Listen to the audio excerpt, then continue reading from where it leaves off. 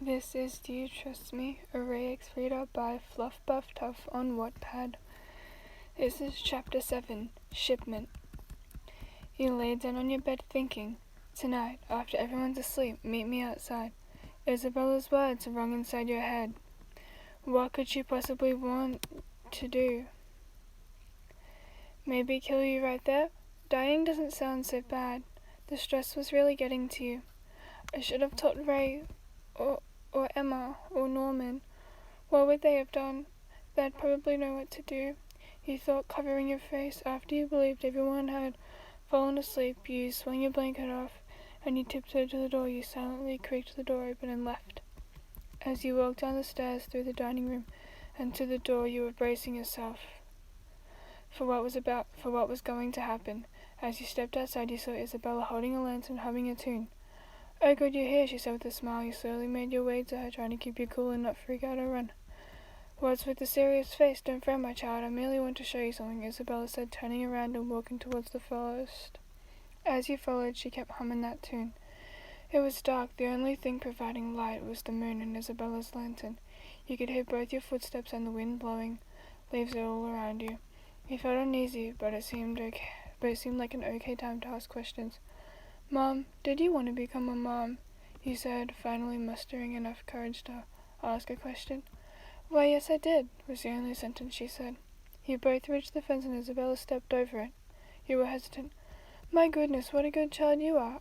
Even after knowing the truth, you still don't want to go near the gate," Isabella praised. It didn't make you feel all cheery, like when she praised you when you got a good score on the daily tests. You hopped over the fence and kept a safe distance from Isabella. "Are we really only just food?" you asked. It was a stupid question, but sometimes doubted that this was the truth, that every child in the orphanage was meant to be eaten by demons. "Yes, that's all you are. That is, unless you become a mom," she claimed. That was the answer you expected, but you secretly hoped she'd say this was all a sick prank and Connie didn't actually get killed and was living her happy life with a new loving family. Isabella made it to a halt, and so did you. In front of you was a large, smooth wall. "Do you want to know what's on the other side?" Isabella asked. You made an unsure face. Isabella pulled out a bag. Inside the bag was a rope made of tied piece of cloth. Climb the wall.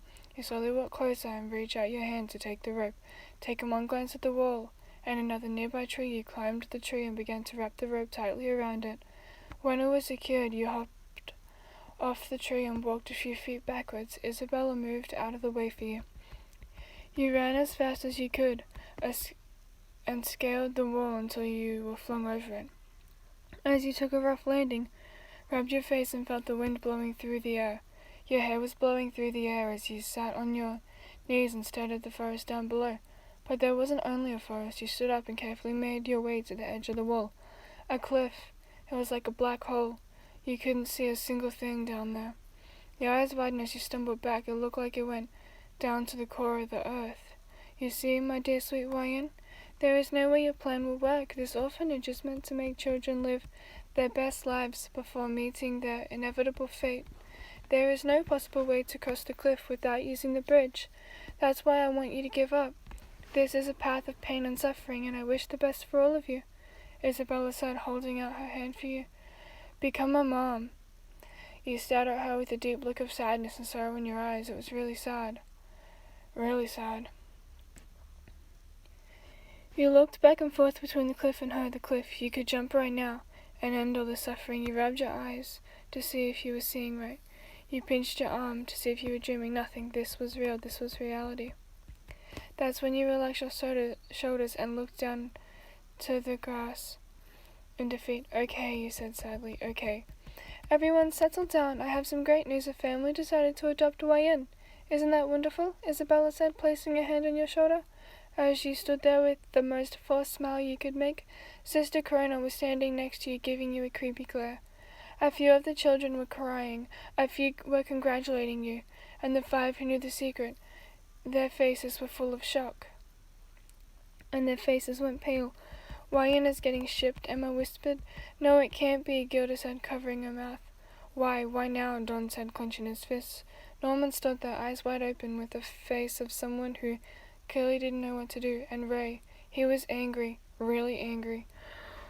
Oh my god, that was like so good. Like that's a really good chapter. You guys probably thought I forgot about this, but oh hell no, I did not.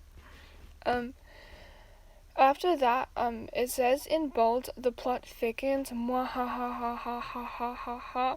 That's not actually part of the chapter. That's just telling us that the plot thickens. Oh yeah. It was really cold.